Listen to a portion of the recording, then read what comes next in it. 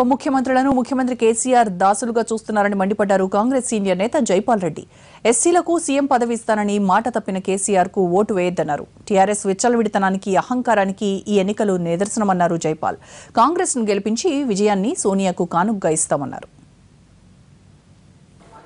మంత్రులందరినీ ఆ ఇద్దరు ఉప ముఖ్యమంత్రులను కూడా దాసులుగా బానిసలుగా ట్రీట్ చేస్తున్నాడు.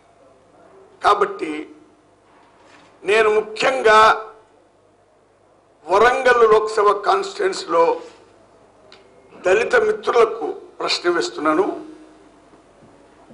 ఇతను ముఖ్యమంత్రి అయిన తర్వాత దళితులకు న్యాయం జరిగిందా?